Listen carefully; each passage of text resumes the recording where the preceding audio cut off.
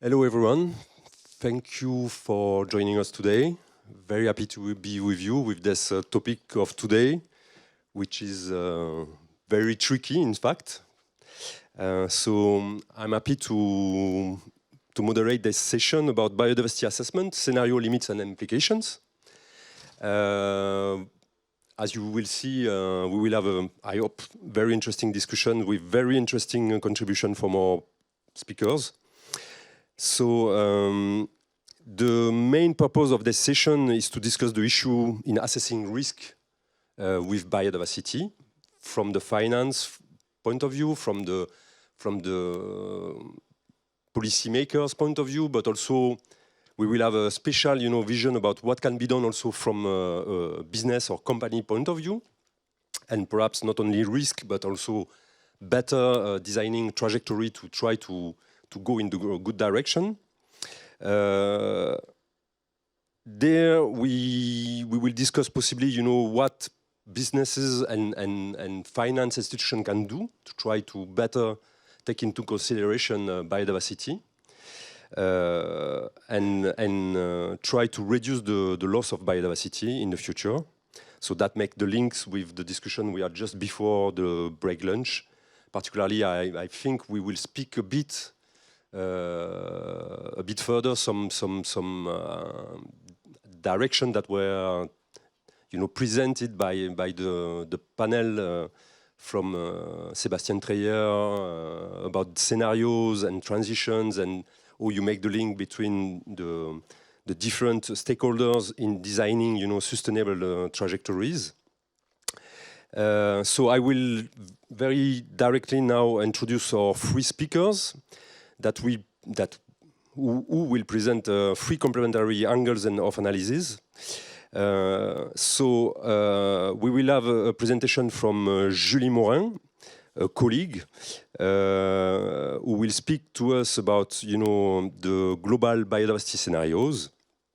Then we will have a presentation from Yann Kervinio, and then from Hugues Chenet. So Julie Maurin is a laureate from the Master of Economy and Ecology at Toulouse School of Economics. Yann Kervinio, I want to be sure I'm correct, is Deputy Director of the Public Action Training Center, Research Fellow at the International Center for Research on Environment and Development, CIRED, from Ecole Dépôt ParisTech. And then Hugues will speak to us and probably challenge everyone. He's Associate Professor of Sustainability in IESEG School of Management, University of Lille, CNRS, Honorary Senior Research Fellow, University College of London, the Institute for Sustainable Resources, and Research Associate, Share Energy and Prosperity at Fondation du Risque. So, directly, I would like to introduce Julie. Nice to see you again. I hope the connection is good for you. Yes?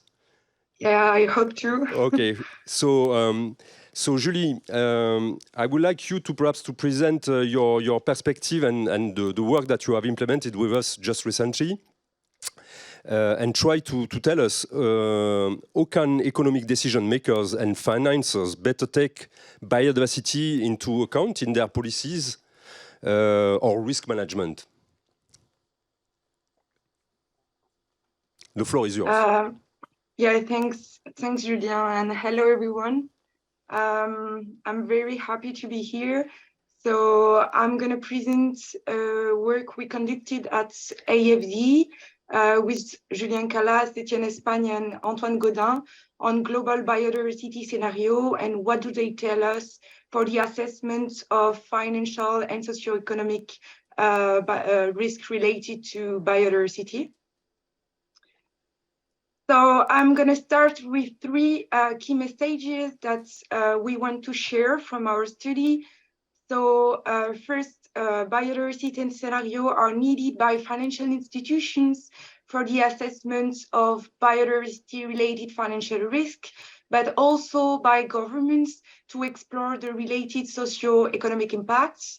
But the fact is that biodiversity scenarios at the global scale have many limitations and they are not yet designed for the assessment of this kind of shocks. And we're going to see more examples later.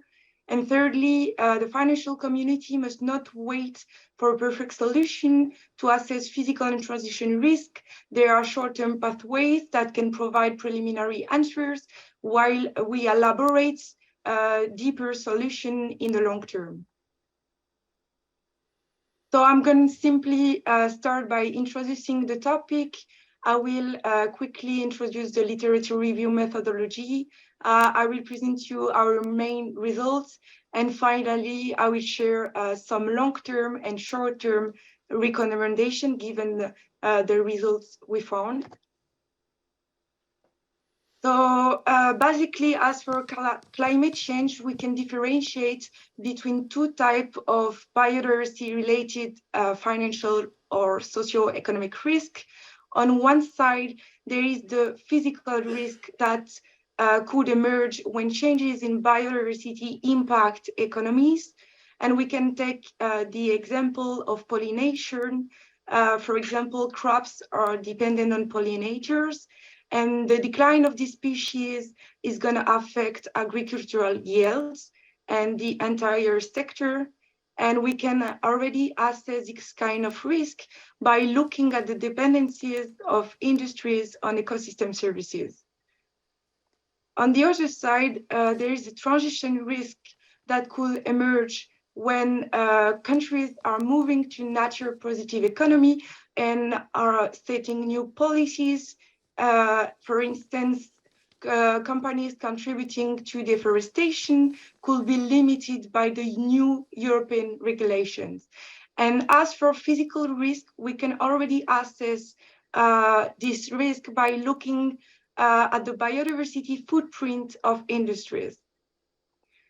The problem here is that existing static approaches completely ignore the non-linearity and the complexity of ecosystems, but also the possible adaptation of society to this kind of changes in their environment. There is also a growing interest among financial institutions in conducting biodiversity stress tests, which completely require to find biodiversity scenario. That's why we decided with my colleagues to conduct a literature review on quantitative biodiversity scenario at the global scale for the assessment of physical and transition risk related to biodiversity. But let's come back to the definitions. Scenarios are qualitative and quantitative representations of possible futures, which include a lot of things such as policies, management options to reduce biodiversity loss. But be aware that scenarios do not predict the future because there is no consensus on future environmental and socio-economic trajectories. So it's broader, it's a different type of representation of what can happen, but actually we don't know. So according to the classification of the IPBES 2019 report, there is several types of scenarios. And for the assessment of transition risk, we're gonna need policy screening and target seeking scenarios because target setting scenarios determine different pathways to achieve desired outcomes. Like reversing the biodiversity loss trend, while policy screening scenarios forecast the effect of differing alternative policies or management options. And on the left side of the graph, you can see that for the assessment of physical risk, we're gonna need exploratory scenarios because they explore a range of possible futures given modification or degradation of nature. For example, an ecosystem collapse, an ecosystem services collapse, but there is a lot of different type of exploratory scenarios. So I'm going to present very quickly the literature methodology. So we gather 8 studies and 78 quantitative scenarios at the global scale. They mainly come from the latest Global Biodiversity Outlook and the latest IPBES 2019 report. They are either applied to terrestrial environments or marine environments. And I'm going to move quickly to the results because I think it's one of the most important parts to share with you. So I'm going to present the results with a diagram that summarizes the main steps of the scenario process and the elements we found in the articles. So the first result of this study is the near absence of physical scenarios compared to transition scenarios. So physical scenarios are the one adapted to forecast tipping points, regime shifts, and the evolution of ecosystem through time. So therefore, we encourage further research to address this knowledge gap and to pursue the efforts to better understand the interaction, the timing and the geographic area of this regime shift and the ecosystem tipping points. So I'm going to present what we found regarding transition scenario. So the first step in developing a scenario is to define the conceptual framework. So we mainly found policy screening scenarios that are adapted to terrestrial environments, and the horizon and objectives of the scenarios are mainly aligned with those of the Convention on Biological Diversity, CBD, which imply that we found a high representation of the horizon for 2030 and 2050, which are the years to halt biodiversity loss and the year to start recording a net positive increase in biodiversity. Then, after the conceptual framework, the second step will be to design the scenario narratives. They actually describe the possible evolution of the world given a specified context, for example, in terms of changes in direct and indirect drivers of biodiversity loss, but also the socio-economic pathways, the policies, the technological changes, or the agent preferences that could occur. The next step will be then to transform these scenarios into appropriate quantitative policies and parameters to achieve these futures. And they do correspond to different sectors, such as the agricultural sector, the energy sector, or the forestry sector, as you can see, and some even apply to the high sea fishing sector. When the parameters and the policies are quantified, they can be translated by different kind of models that will be really the main step of the quantification. So these kind of models use project trajectories and their impact on biodiversity and also sometimes on ecosystem services. And the last steps will be to provide quantitative results on several aspects, which include the economy, the biodiversity, the ecosystem services, but also trajectories of food security, which is a main stake when we talk about biodiversity conservation. So sometimes I will not have time to present you our full study results. I decided to come back to a few steps of the scenario development process and give you some examples and some insights on what we actually found in this global scenario. So I'm going to come back to the quantification steps. So basically what we found is that almost all studies quantify GDP and population trajectories from the shared socio-economic pathways, SSP. So SSP are qualitative scenarios describing possible socio-economic development trends. It can be in terms of GDP growth, but also technology, demography, governments, and land use. And they were actually designed to homogenize climate change assessments. They can be quantified by integrated models. And the main issue that we found in this quantification step is that the GDP quantification does not include the natural capital, which means, for example, that if no land is available for expanding agriculture, or if the land is too degraded, countries' production is not going to be affected.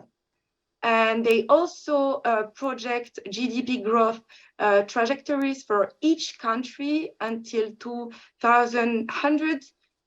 You can see the aggregated results worldwide on the slide, given the SSP scenarios, and we can easily see that the GDP trajectories are going to be positive for every country until 2100, even if the scenario under consideration proposes a significant structural change, either in terms of an ecological transition or a shock in, for example, in an ecosystem collapse, which should challenge long-term growth. Regarding the policies, there are only few aimed at mitigating the impact of climate change, which showed a slight overlap between the climate and the biodiversity scenarios. We also found that there is a wide variation in the distribution of protected areas, which is the main policy simulated in the scenarios. As you can see on the slide, there's two examples from two different articles. On the right side, they decided to expand protected areas, and their protected areas are mainly located in polar or desert areas, while in the left side, they focused on key biodiversity area. So you can easily see that the socio-economic implication of this trajectory will be completely different. Let's now come back to the model of change of direct and indirect drivers of biodiversity. So we actually mainly found integrated assessment models, YAM, such as IMAGE or their associated modules. You can see on the slide, there is a schematic representation of their functioning. They take several inputs. These inputs are going to be computed by several type of models for the economy, the earth, the climate system, and then they provide the changes in the trajectories of these inputs. But the main issue here is that these models lack precise information on sectors and subsectors impacting biodiversity. And for example, one of the most famous YAM is IMAGE, which only differentiates between 4 agricultural management systems and does not include the mining or the manufacturing sectors, even if they impact biodiversity. And the last comment on these models is that marine models are not integrated and they need to be drastically improved to analyze global dynamics. I'm gonna come back a bit on the biodiversity models, which are the type of models that provide the really important biodiversity indicators. So I think the principal comment on that is that biodiversity is multidimensional and cannot be summarized by a single indicator. Nevertheless, the main indicator we found in the studies is the mean species abundance. the MSA. And according to identified studies, genetic diversity is never measured, and indicators tend to overrepresent some species, such as mammals and birds, which are way more documented species at the global scale. But biodiversity is much more global. I'm going to present now the recommendations.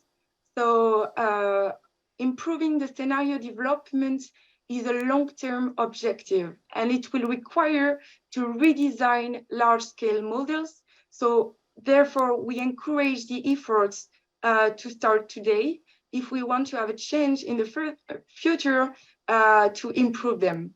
So some comment on that. It will be nice to work simultaneously on transition and physical assessments to directly include the tipping points and the regime shifts in the qualitative narratives in order to improve the coherence of the scenarios and also our understanding of biophysical trajectories and their interaction with the economy. The sectors need to be drastically improved as well in the modelization process if we want to have a chance to assess physical and transition risk at the global scale. There is also damage feedback loops that are completely missing from the models. You can see two represented in orange.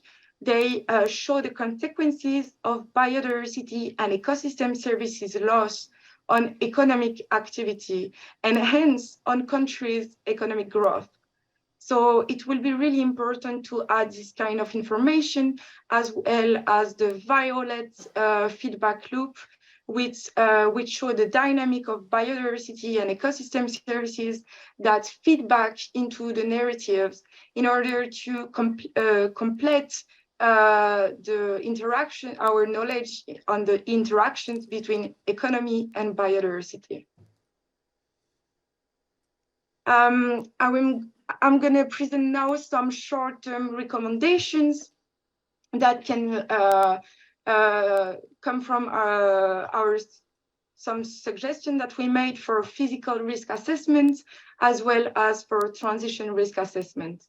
Une minute. Okay. So to compensate for the lack of physical scenarios, we can use the SGAP framework, the Environmental Sustainability Gap Framework. And the heat map on the top show you for European countries whether they are moving towards or away from environmental sustainability. And we think that it's a nice step to start coming back to static approaches. But the thing is that we will need to find a correspondence table with Encore ecosystem services, but this can be done in a short term. And for the transition risk assessments, one solution will be to work on the compatibility between YAM outputs and MRIO tables in order to sectorize the results and to identify and locate the industries that will be the most impacted by an ecological transition. Another solution will be to adapt recent work on transition risk analysis for the case of climate they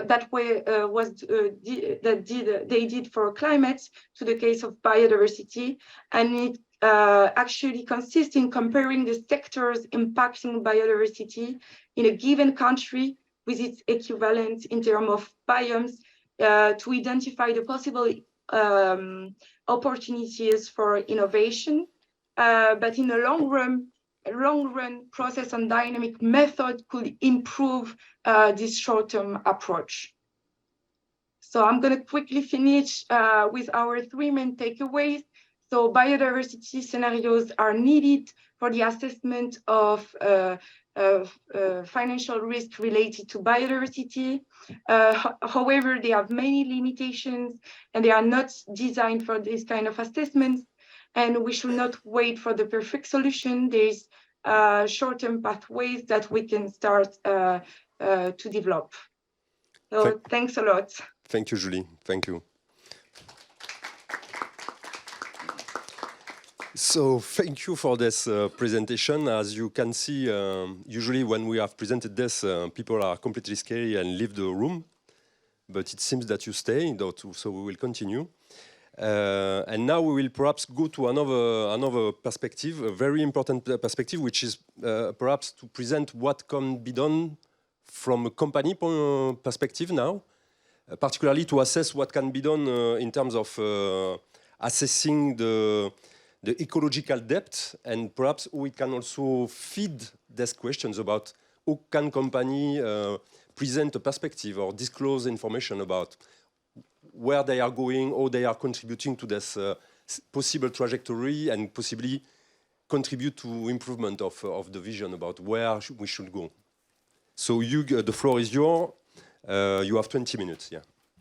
And this is not very good. No, this is you, Yann. Excuse me. Okay. I say you. Excuse me. Thank you for being here. So I would rather say from a management point of view, actually, because it will be at different scales, and I will insist on that. I will present. So maybe just to introduce what I'll be talking about. You saw from Julie's presentation that ecosystems, biodiversity are complex, non-linear, dynamic, multidimensional. So that's all the words that's been said. And really what we want to insist on is that when it comes to management, we really need to focus on what matters. So we need to choose what we monitor and where we act so that we actually act efficiently on those issues.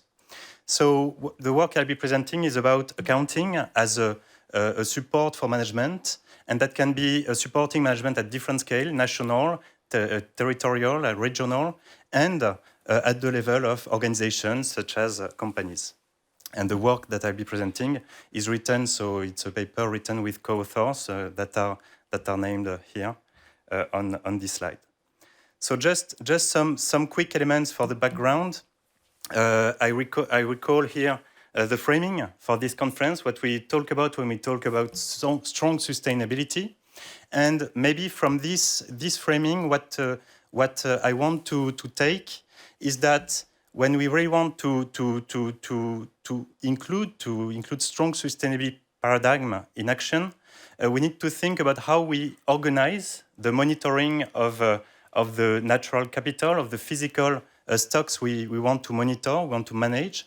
And we also, and this is a very important point, and I was happy that in this framing it was included, we also need to think better about how to articulate the different spheres that interact in action. So the economic and social spheres in environmental management. And in my presentation, I will insist on that, and I will focus on a very specific object, which is an accounting framework designed at a national scale, but I will also insist on the interaction with different scales. So another background element is that I will focus on a specific use of such an accounting system.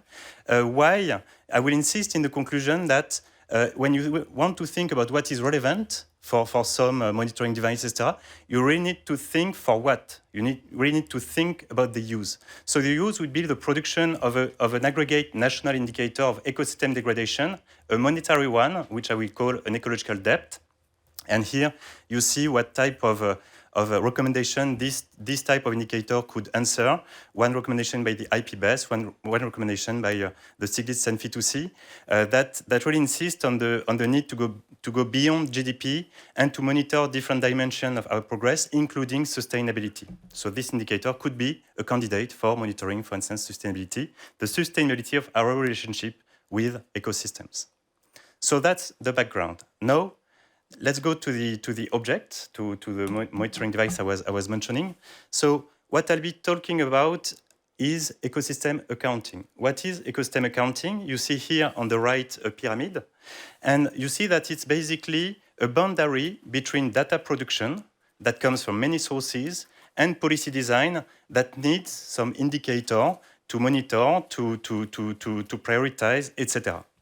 And ecosystem accounting, so it's the middle of the pyramid, and that's really what I'll be focusing on, is a way to structure, to standardize the way to go from data to some accounting tables. And we can then imagine standardized ways to produce indicators from those accounting tables. GDP is an example of such indicator, but we could also imagine this type of process for monitoring ecosystems.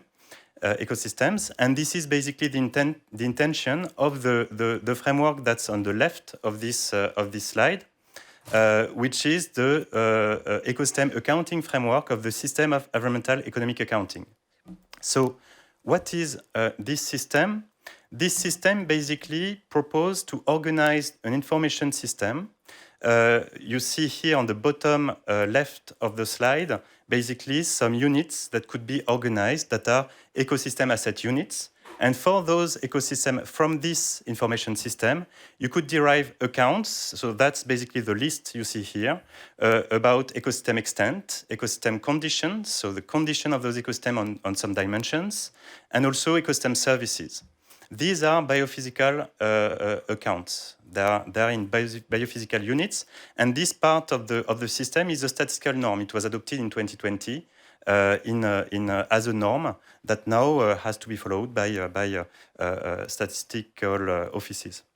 You also have a monetary part of this framework, which proposed to assess the monetary values of actual services and also to derive some asset value that would be the discounted sum of all ecosystem services associated to an asset. So this was not adopted as a norm, but as a recommendation by the committee at this level. And what we see in this framework is that it is not really in line with strong sustainability principle.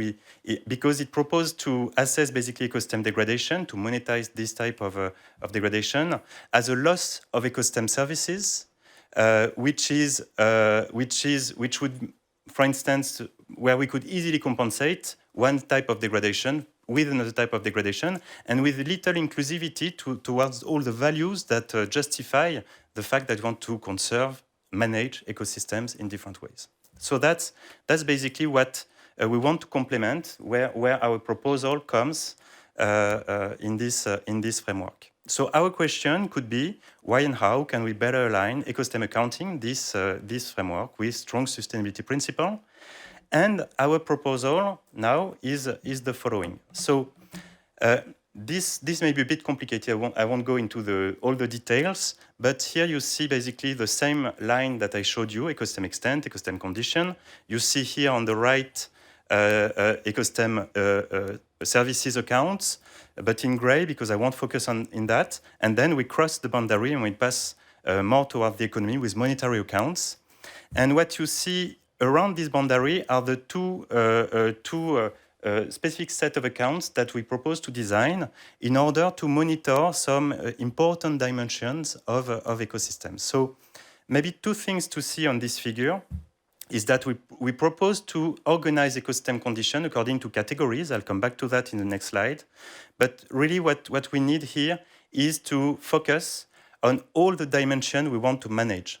And we may want to manage different dimensions of ecosystems for different reasons. And this is an important, this link to the values, the reasons, targets, is an important component of our proposal. And then there is also the way to structure monetary accounts that can be meaningful in this context.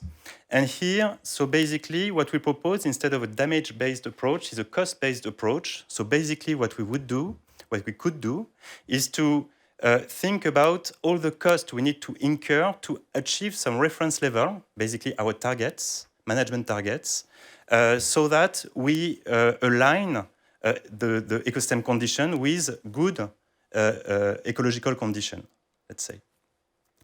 So when we think about how to perform this assessment, how to assess such an ecological debt defined as all the costs we need to incur, given the degradation, the distance to our target, basically here you see that we can follow two perspectives.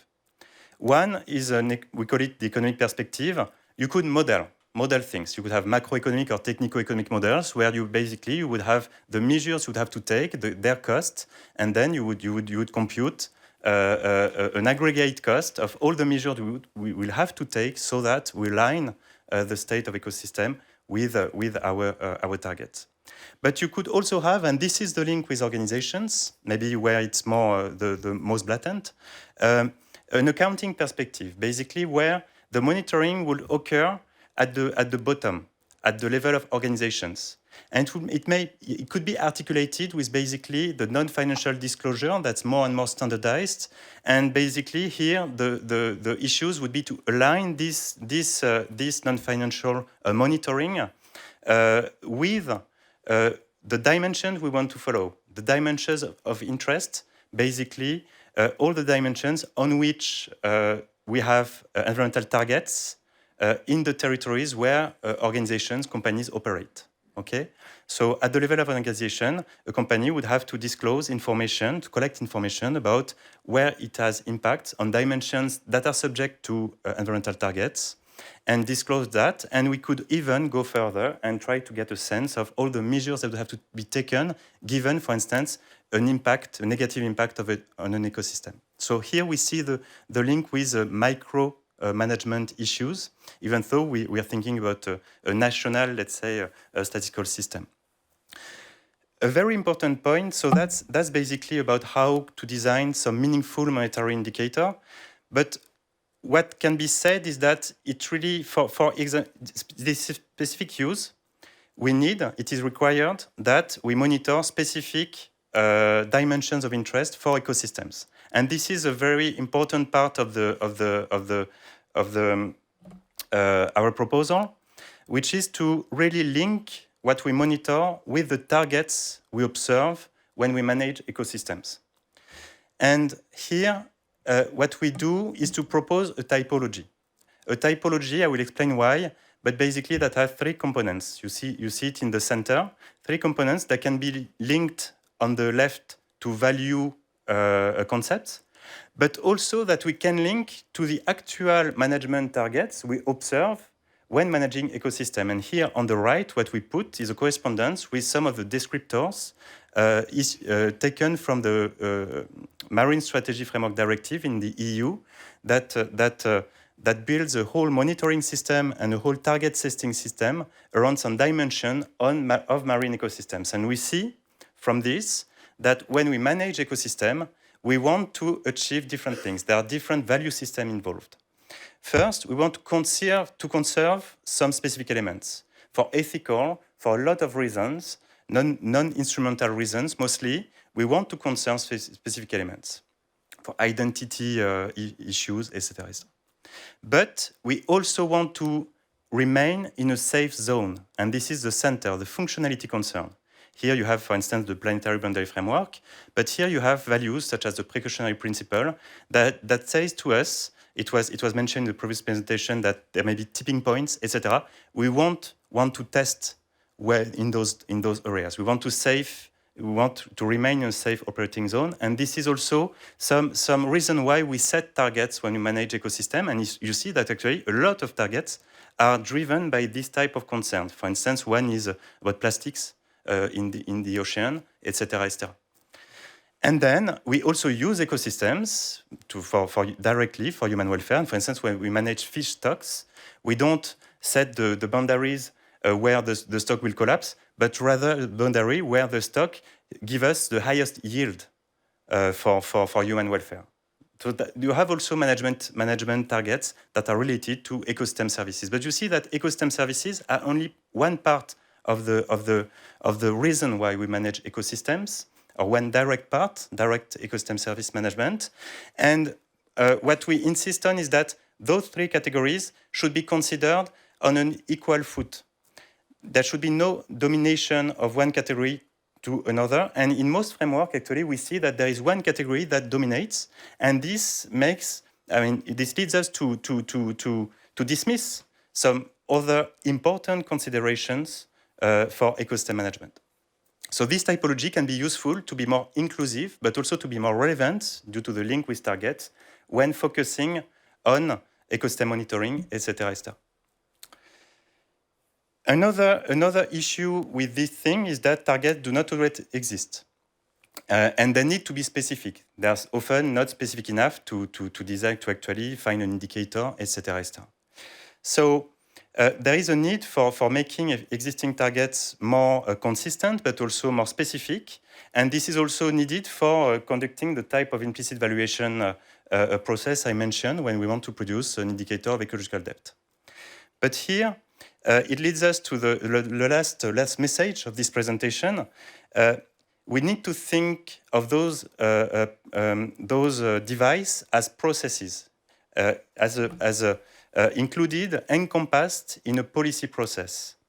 And here, for instance, you would see ecosystem accounts that are on the right, organized by official statistics in interaction with different spheres, and especially the spheres that are involved in target setting. And you see here, you may have scientists that will derive results about tipping points, etc., and warn us about environmental limits.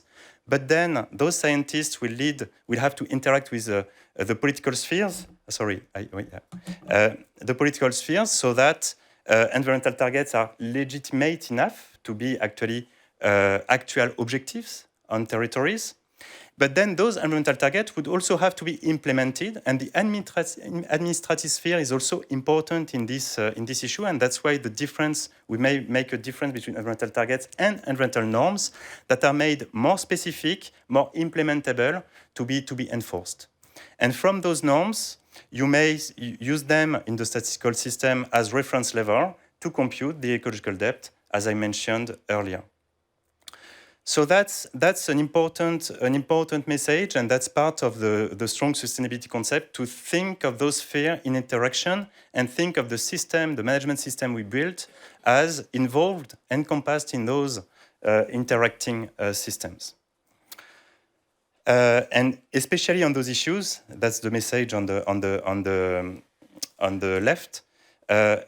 Preferences, especially citizens' preferences, may not be very well expressed, formed, etc. They may actually emerge from the process of political discussion, informed by some statistics about how much it costs to achieve the target we set, how realistic it is, what are the impact of ecosystem degradation.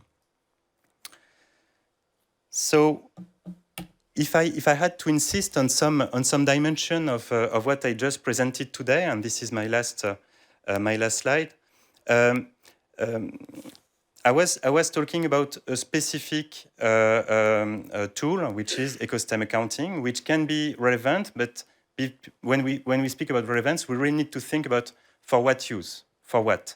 So here I took one use, but it is only one use.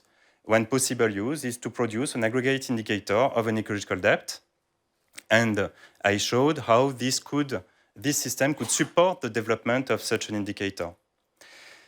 Doing that, I insisted on the fact that we could follow different approaches, technical approaches, and the cost approach would be more in line with strong sustainability. And maybe one specific interest as well of this approach that I could emphasize at this stage is that when you think about the information that will be required to compute such an indicator, you'd have to focus on a lot of things that are related to implementation.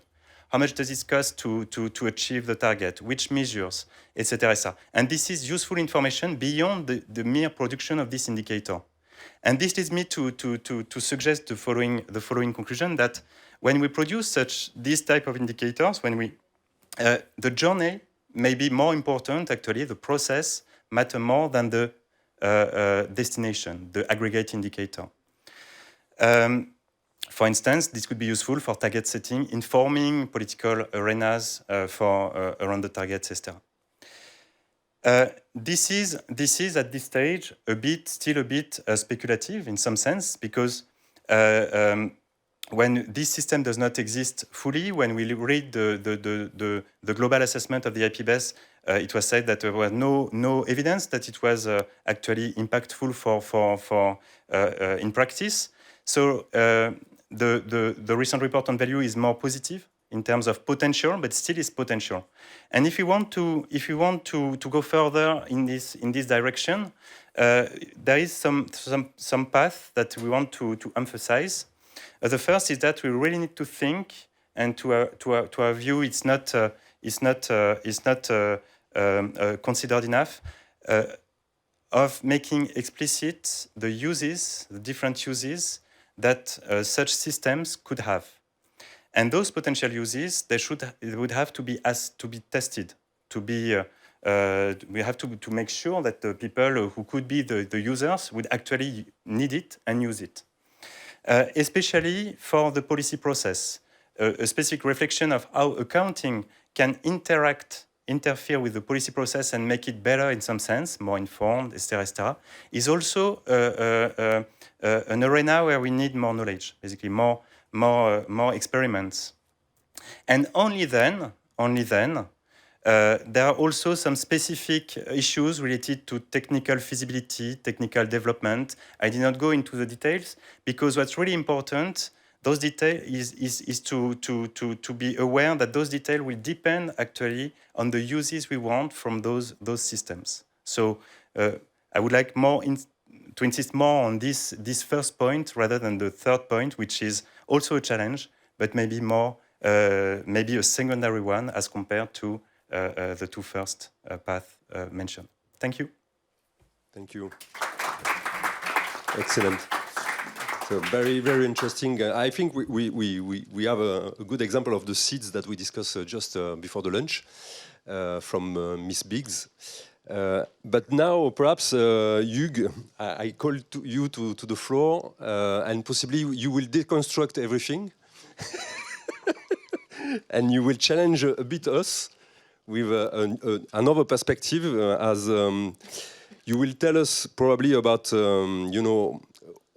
what are the challenges with quantifying financial risk with biodiversity, and I hope that you will help us to see what can we take out of all this presentation we had so far, but also where we should be careful in the coming pathway we have in front of us. Okay, great. It's a challenge. So let's go. So thanks a lot for welcoming us here. Thanks, Julien. And thanks to Julie and Yann to have introduced the topic that well. Like that, I can go straight to the point.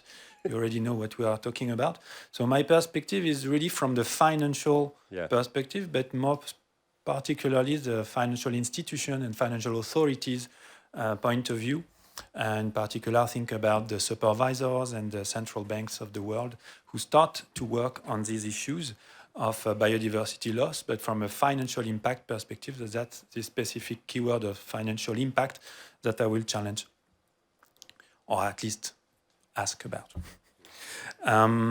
So the kind of reflection I propose you today was initiated in the form of an input paper to this working group, the study group of the NGFS Inspire Biodiversity and Financial Stability project that was released even in last March, I think.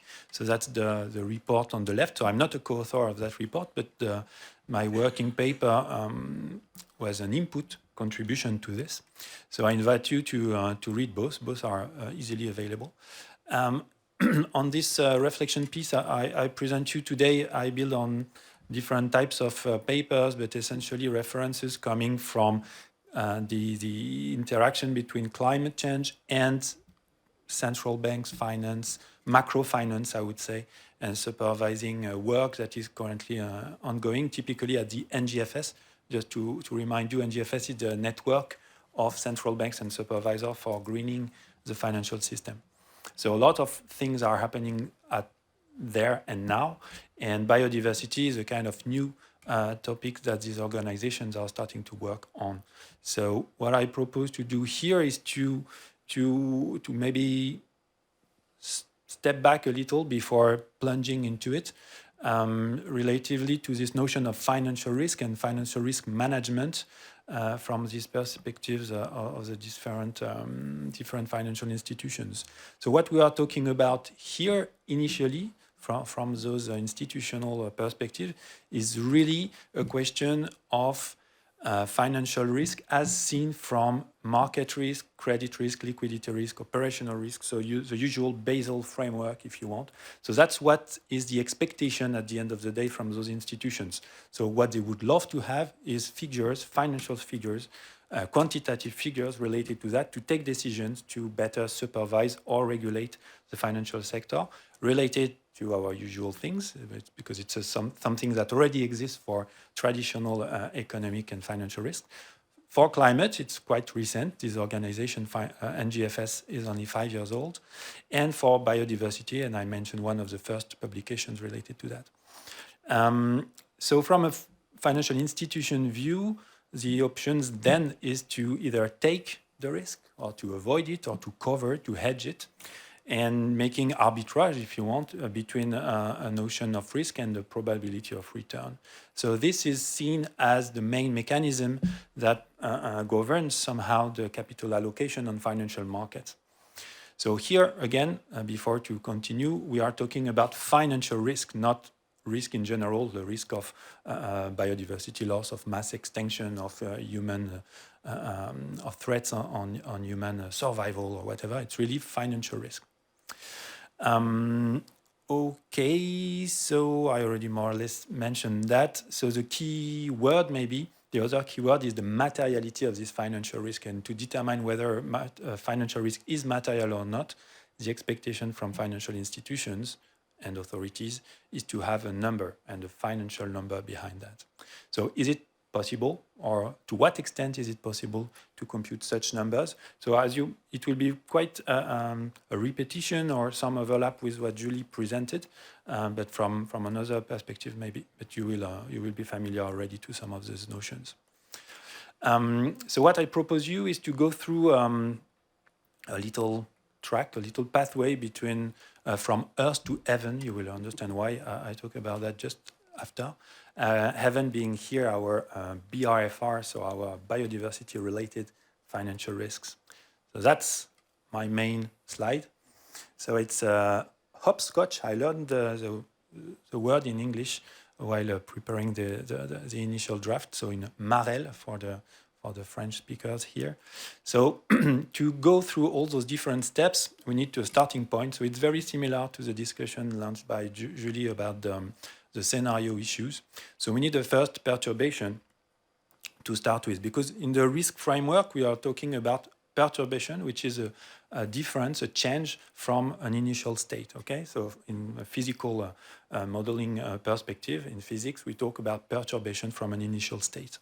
So here the idea is to understand and to define what can be an initial perturbation. So you can imagine lots of things related typically to whether this perturbation is on the biophysical side or the transition side, more policy or human life triggered, whether it is an abrupt shock or a trend.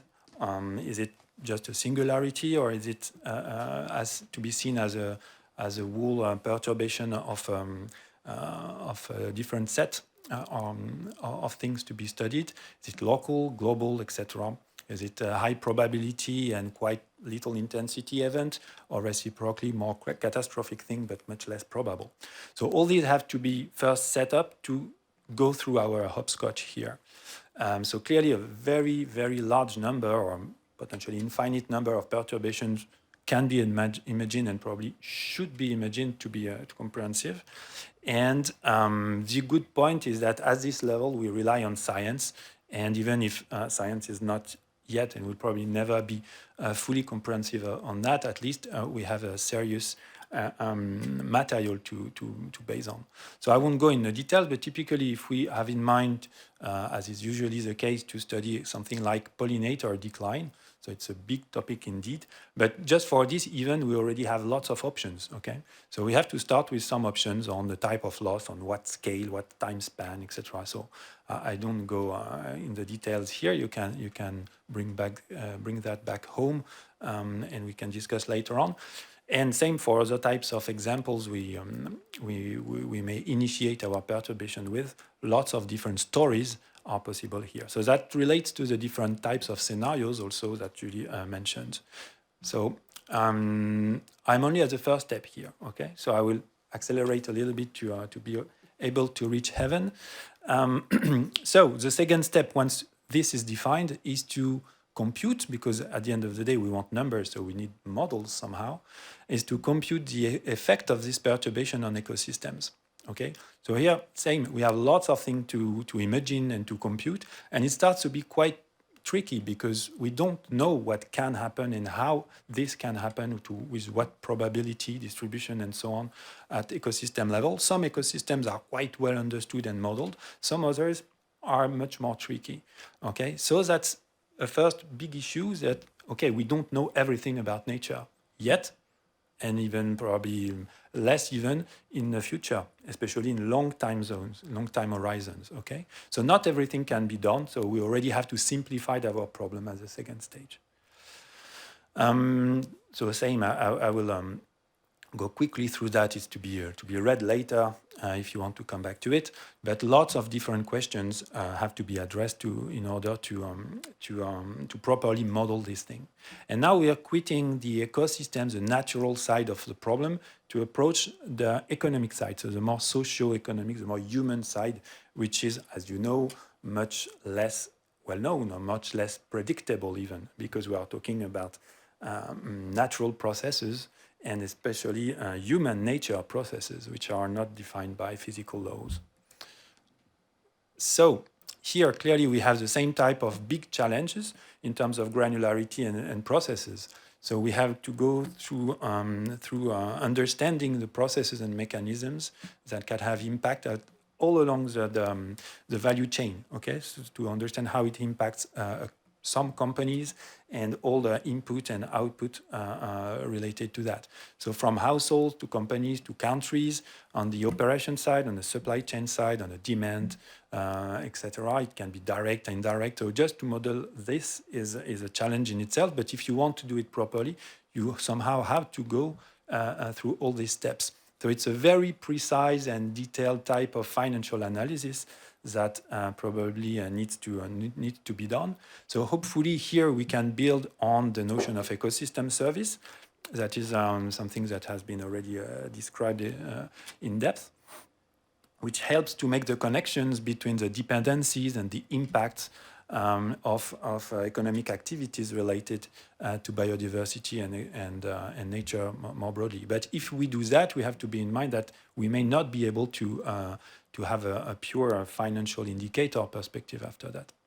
So again, a large number of questions occur here. I don't go to the details, but I think you start to understand that it starts to be a challenge when we want to understand the full propagation possibilities, both in number of possibilities and complexity of the possibilities that need to be ideally addressed to be able to have relevant models of these very complex systems. So that was at the kind of microeconomic scale, but of course you can do exactly the same quest endeavor to try to illustrate what can happen at the macroeconomic scale if you have, instead of a little change somewhere, something which is much more, much broader. And here again, we are talking about mass extinction, okay? That's how it's currently described. So it makes sense to have a kind of macro perspective on how it can impact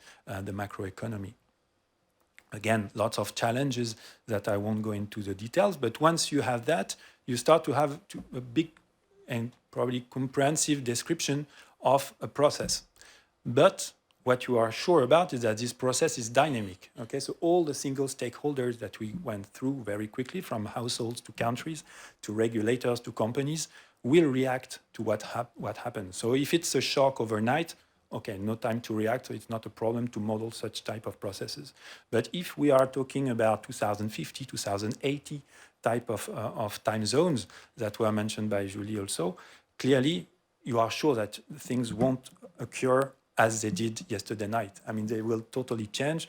People will react, adapt, and maybe even anticipate the changes. So from a modeling perspective, also this has to be model to be able to have a comprehensive vision of what can happen. Okay, so what I mentioned the mass extinction narrative. The thing is that we are the sixth extinction mass extinction. So somehow we could drive on what has been already occurring for the 5 previous one, but unfortunately the last one was 65 million years ago. So there's no way we can do econometrics on the kind of of a series of time series of companies numbers about what happened during the last big mass extinction, right? So we have to invent, we have to imagine what can happen. So it's not really modeling of processes that we know, but processes we have somehow to imagine as well. So an easy way to fix that is to use a kind of steady state system where there is no reaction, but of course one can wonder whether this is relevant enough and really represents the situation we have to cope with. So let me accelerate a little bit, because I think you have already a big, a relevant picture of our big problem, even if we are not yet there. Then, okay, so that's the economic processes, but what is interesting in our discussion for the financial view about these issues is to have financial numbers, and so eventually to have indications about, okay, what happens at company level on their revenues, on their expenditures, what is the impact on the values of physical assets, what is the access to capital for these companies under new situations. So all these are the variables that need to be addressed and modeled to access this financial financial granularity, I would say. So again, at the micro scale and also at the macro scale, here typically we are doing what I describe here is a kind of perfect financial analysis of companies. And imagine you have 200 or 2,000 in your portfolio or more. That's the type of ideal analysis we should go through to have a comprehensive view of what happens. Okay, so hopefully the macroeconomic perspective can maybe provide some other interesting figures without to go very granularly bottom up company per company. But again, it's so unknown and so complex that we probably need to go through very deep simplifications to be able to come out with some numbers. And so at the end of the day, how can we define whether those numbers, the simplified numbers, are still relevant or not for the questions we have? And I don't know how to answer to these questions. We can come back with numbers, but how to define whether those are robust enough or not is one of the main questions we have to ask ourselves on this. So is it possible finally to achieve that? Okay, we are not yet there, but it's even simplified, because what we have, of course, is not a single trajectory here. We have, especially if we were working on a long time zone, a long time horizon, sorry, we have in first round, but also second round, third round, we have interaction like that to take into account that are probably very important. But finally, what is important for our perspective is to have this, how can we compute at the end of the day the purely financial impacts, ideally in this wording of credit risk, market risk, liquidity risk. That is what I think, if I understand correctly, financial institutions and authorities are interested about, to be able to take informed decisions on potential regulatory adjustments typically. So towards computing financial impacts of biodiversity loss, at this stage I raised the question, so it's a provocative question, but I really wonder if it's possible to act as such, having in mind that it's a slippery track to our BRFR computation. So I just quote here as an illustration of this a sentence from our Banque de France, AFD, and other colleagues in this paper, Silent Spring, that you can also find online. So the challenges related to assessing the relationships between biodiversity and the economy make it extremely difficult, if not impossible, to measure BRFR. So it doesn't mean we cannot study them and look at them and take information from those studies, but the notion of measurement and of error of measurement is key here. So clearly it's not a simple way forward to compute those. I hope I have, I may be wrong, but I hope I would be wrong, basically. But it seems quite strong that it's not a simple way forward. It doesn't mean that we should stop trying to investigate, of course, because some of the challenges I mentioned are addressable, but some other may not, or under conditions that are not guaranteed, typically time. Do we have time to try to investigate that for the next 10 or 20 years, where we are expected to be in a state of emergency related to this type of decisions? So that's an open question. Then on the, a kind of a bad consequence of still continuing without taking all the caution, all the precaution related to those approaches is in case you do some type of approaches like that and you have results, you have numbers. Once you put numbers on the media, people use numbers and don't look at the limitations that were just before the numbers, such as be careful, it's just exploratory, it's not even order of magnitude, we just test if the model gives something. But people are incentivized somehow by the numbers to take them into account directly and to use them potentially even for regulation purpose.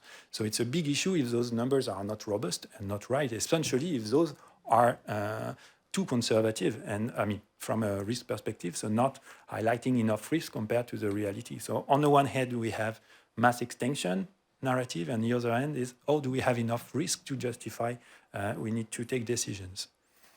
So that's basically what is summarized here in this last slide. So I think one of the way forward is to differentiate the type of approaches, quantitative, qualitative, that help decision makers to take those decisions, their decisions. So if they are not robust enough to take decisions, they can still be informative for a lot of things, but not directly a trigger for decision, like a number after which, okay, it's necessary to regulate this or to adjust that. So clearly, I think we need to distinguish what needs to be, it's always, those type of papers, at the end, it's always, okay, more research is needed. Whereas at the first page, it was, oh, we have an emergency to deal with and we have no time. And so I think this trade-off between time and decision has to be our framework. And from that, we need to, of course, continue to try to understand better how those mechanisms work and to inform them through modeling. I'm not against modeling, being a geophysical modeler myself initially, but to try to distinguish when it's useful for decision-making based on our resources, our time resource, our human resources, and our material computing resources. And so as a kind of way forward, what I suggest related to that is the notion of strong sustainability that we have been using from the beginning of this event. And for, in my opinion, what is very related to it, the notion of double materiality, which basically says, okay, this risk is not only financial risk, it doesn't have to be material in terms of financial numbers to be material for us. And it's really related to the notion of capital, what is capital for us. And so here, if we switch or if we add this notion of double materiality, basically we don't need to put numbers and financial numbers in particular on financial risk, on risk and financial institutions, to be able to take decisions. So I would think that it's a way, if not the way forward, a way forward to try to approach the things that maybe we won't be ever able to quantify. So that's somehow a kind of definition or illustration of the precautionary approach if we consider the financial institutions as a tool to solve our problem and not just to solve itself. And so double materiality is somehow the other way around. So if I have another 20 minutes, I can drive to use the other way around.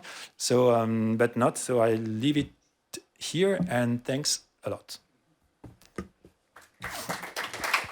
Thank you. Thank you very much. I think we are really to the point now, because I think I really like the discussion about the fact that, in a sense, it's all about a race against time, in a sense. And the question now is to find, a direction, or at least some area, some direction to go, knowing that we lack time to have a perfect solution, and at the same time we have sufficient evidence to take precautionary or at least direct action to try to do something. So I think this is a very interesting perspective to start, but I'm very happy perhaps to take some questions from the room. There is several ones, yeah, so please, there is one here and then two here. Okay. Please. Thank you. Yes, I was very glad, Hugues, when you ended on your conclusion, because I was getting somewhat concerned, and I think that's consistent with the cost-based approach as well. Because when talking about ecosystem services, if you look at the ecosystem assessment, Millennium Ecosystem Assessment, in that diagram, there's all these human-oriented services, and then next to it, an enormous box called sustaining services that are not directly measured. And for me, the biggest risk is that on the relevant timescales for a business, the risk will not appear. Yeah. And so we will incrementally destroy the ecosystems that are the basis of human life and flourishing, as well as everything else. And so this idea, going back to Antonin's presentation on the first day about climate, we have a target. And in this case, for climate, we have a target. Let's start with that. Don't do any, don't try to calculate what you can't calculate. Start with what the target is and then ask about constraints. What does that mean? And I would say that this also applies, Julie, to the modeling as well, because you're asking basically, what would the economy look like if you want to maintain or enhance ecosystem function? Yeah. And some of the indicators that you're mentioning in the second presentation are really about ecosystem function, and very hard to monetize, not even perhaps the right thing, and to ask about how to make an economy that will achieve that.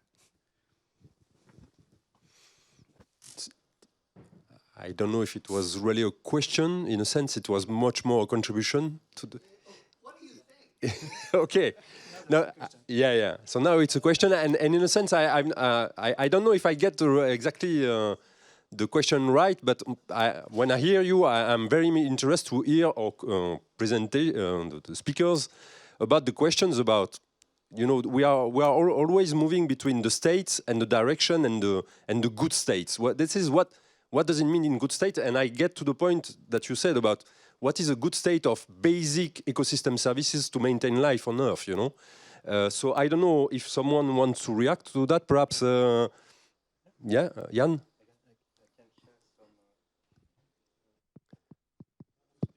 Yeah. Oh, I can share some reflection about your comment and maybe broaden a bit about your question about what would a world where basically the economy is consistent with the maintenance of ecosystem functioning look like.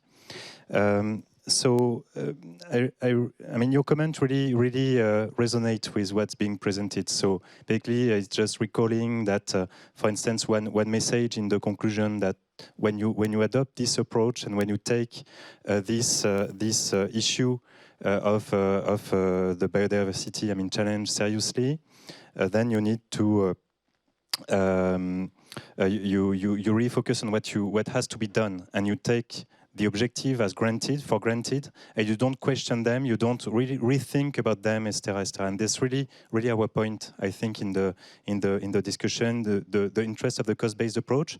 Another interest is that it is more inclusive. So you take different perspectives. So the functionality one you mentioned, the ecosystem services, you still have it, but you also have the conservation. The idea of harmony, all these things that really matter to some stakeholders, and that is dismissed if you don't pay attention to targets, but you think about materiality or whatever. So just maybe a quick thought about your question about what would the world look like, where, etc. And this really came when listening the different presentation. I think when we look at how companies think about the problem, it's really about the outside-in perspective, to say it in specific ways, how we will be impacted by the thing, and not an outside, inside-out perspective, basically, where companies think, what should I feel responsible for? And responsibility, be it through regulation, so really internalization, or through corporate social responsibility, could really be part of the issue. And then the concern should be, what should I feel responsible for? And to feel responsible for contributing to the achievement of existing targets, environmental targets, of the territories where they operate. So that could be a part of the world you evoked. And Hugues? Yes, just to give a few words on that, thanks, Eric, for your point. I think what, on my side at least, what I want to show or to push as a provocative proposition is to have always in mind the fact that, okay, science warns, we have red flags everywhere. And so, okay, of course, we need to always continue knowledge and understanding, etc. But it should be our initial collective perspective to compare what can we achieve with a new project, a new research, a new modeling attempt. So that's one big thing. To be put into parallel with what we already know, I mean, to be very sketchy and simplistic, maybe, but I think it would be still helpful for climate change. I mean, it's essentially a question of fossil fuels. Okay, so I don't need to model much to know that it's about fossil fuels, right? And so what can we start to do tomorrow morning on that? While, okay, we will start also big research programs that will eventually maybe deliver in 5 years, but we have to do both together. And for biodiversity, it's the same. It's over complex. It's much more complex than for climate issues, but we know that deforestation is bad. We know that pesticides is not really good, and we know that land take, land artificial, okay, land take is also one of the first things we have to avoid. And we have data for that, and the first layers that were presented by different presentations today and yesterday are about that. And so we already know a lot to take action, and that's why, yeah, this needs to be prioritized where what we know. And if we make errors, well, we will adjust. But it's so important to start to move that it may be good to do little errors and know to learning by doing somehow. Thank you, Hugues. If I may, Julie, you didn't say anything, but there we have many other questions and we don't have much time left. So perhaps there was another one over there also, another question. But please, go ahead, yeah. Thank you so much. I was very happy to listen to your discussions, especially since you make the connection between accounting and financial risk. It's quite rare.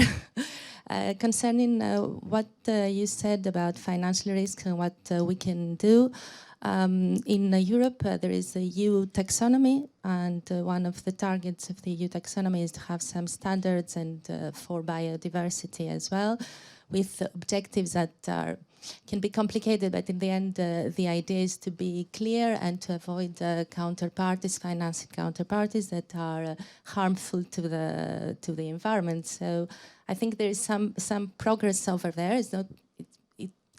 We need to continue, and we don't have yet the technical standard, but it's the first step, as you said, to go on and to start tackling some issues, and especially to stop financing counterparties or sectors that we know very well that are harmful for the environment. So thank you very much for this. I don't know if you have a link, a specific link in your studies with regulations, especially European regulations and taxonomy. Julie, you want to take it? On taxonomy and regulations. Yeah, I don't know. Maybe if you have an insight on, and I can complete. Okay. But so my Yes. It works. Yeah. Okay. My perspective on that is, I mean, for me, the taxonomy is not typically a modeling approach. It's a kind of, I don't know if I can call it a democratic approach in the way it has been framed so far, but at least it's an discussion to try to focus on what is needed on the one side, acceptable, and what is very related to what we were mentioning just before is this notion of do not harm principle, which is exactly what we need to start with. So the taxonomy is already a big thing, so I'm not sure it's the simplest approach to start with, but at least if it works, if it is implemented, and if stakeholders can really both accept it and absorb it, I think it would be great, yes. It's one of the, for me, it can be, that's how the European Commission sees it, but it's a skeleton of what it should be. But first, it needs, okay, we need to agree on what is desirable and not. But it's not through only, I would say, economic and financial, in particular modeling, that will go there. And we see that most of the discussion problem is about whether nuclear and gas are good or not. And it's a democratic issue at the end of the day. It's not a modeling perspective, I think. We haven't. Yeah, just to, yeah, please, Julie. Yeah, just to complete very quickly, I think there is a big stake for cooperation between countries, and for example, you can see in the global scenarios that I presented, they usually take the assumption that countries are fully cooperating when they set the policies. For example, removing subsidies or implementing a tax, as well as expanding protected areas, and they consider this full cooperation. But we completely know that's not the case, and the geopolitical context is much more difficult than what we can modelize. But I think start to set targets at the international or national scales will be really helpful for the future. Okay, thank you, Julie. We have still one question, only 7 minutes, so please go ahead, and I will ask the speakers perhaps to answer shorter. Yeah, can you hear me? Yeah, okay. Yeah. So it's related to what Hugues presented, that it's difficult to model the impacts of future environmental changes. And I was wondering, first, Julie, in your analysis, did you encounter some more qualitative modeling frameworks, like maybe not trying to quantify everything, but also focusing more on expert views, or I don't know, whether you can say a bit more about this? And also a suggestion, what would you, Hugues and Yann, think about using the accounting based on ecological costs as a proxy for financial risks?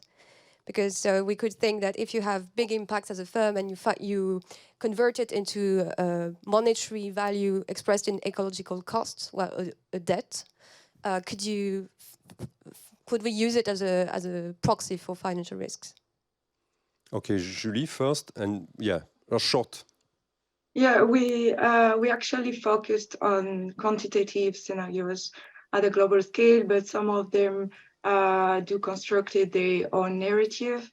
So we have some attempt to consider what can be the word in the next decades, but usually the SSP are really the basics of this kind of analysis. We have some sort of more creative scenarios that do explore what will be the word if we implement a kind of lens pairing and non-sharing approach, focusing either in the intrinsic value of nature or focusing more in ecosystem services and the value it gives to human well-being. But we mainly focus on quantitative approaches. Okay. On your both questions, I think Yann and you, Yann first, perhaps. Thank you. I think you need. Yeah, that works.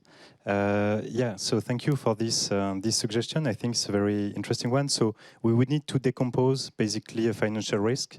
For sure, it would not be a proxy for physical risks, which would be more the alternative approach that would proxy for that. But when you consider, for instance, transition risk, then you think that in transition, maybe companies, organizations may be deemed more responsible of their impact, and then that could be a proxy in this sense that you could anticipate some future regulation and the cost it could have, so that could be that.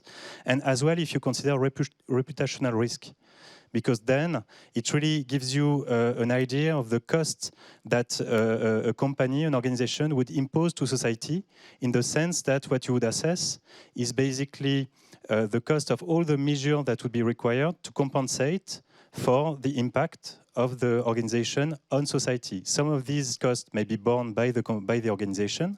For instance, in France, for biodiversity, there are a lot of dimensions where companies have to compensate for their impact on biodiversity. But for the part of the cost which is not of the responsibility of the organization, that has not to be covered by compensatory measure or the avoid, reduce, compensate sequence, then it would be an externality on the rest of society. And that would be a good proxy, maybe, or something which is a good information, let's say, on basically the externality an organization has on a society that wants to achieve some targets. So your suggestion is interesting in that sense. I think that would be my answer would be yes. Thank you. And Hugues? I don't have much to add on this, but I think what is very challenging from this perspective is to have both in mind the notion of cost and how much a company can bear the cost. So it's interesting to go through that, but I mean, you have a lot of very wealthy and healthy companies in the world that can afford big costs as of today. And so it starts to be interesting when the cost is something that they cannot bear, but after it's the question that everybody is potentially exposed to bankrupt. And so, I mean, I don't know how to make the connection between this notion of cost that is needed and how much finally is it care or not. I mean, is it enough? Yeah, okay. I don't add anything. Okay. There was 2 questions. We have only 2 minutes left, so please perhaps try to ask your question. And okay. First, thanks to the presenters for very interesting contributions. My question is to Julie, and concretely is about how the differences and country differences or regional differences with regard to biodiversity loss and biodiversity risk are addressed in the global biodiversity scenarios. Yeah. We know that there are, for example, in Latin America, biodiversity loss is much higher than in Europe, so there is very, very big differences. So according to your review, how what are the if these differences had been considered in the global scenarios, and what are the major research gaps in this point? Thank you. So I think we will. Yeah, I will not take another question. Yeah, just short. You have only 1 minute, Julie. Please. Yeah, I will say that the difference across countries are mainly based on their richness and not a lot on the state of biodiversity now. But for setting policies, some do take into account the countries that have the highest amount of biodiversity, and notably for the distribution of protected areas. But some of the scenarios do incorporate the fact that you cannot let a country being responsible for all the loss because it occurs in its country, but rather take into account some redistribution across the different countries. And yeah, that's what I can. Yes, thank you, Julie. So I think perhaps we can continue the discussion a bit later with this. I would like to thank you all for your time and your participation today and the discussion. In fact, I had prepared some questions. I will not use them. There is plenty of questions. So thank you very much for your contributions. There was a question online about the cost of inaction, but I think we almost take it also. So thank you again, and happy to continue the discussion. And don't hesitate to contact our contributor to continue the discussion. Thank you.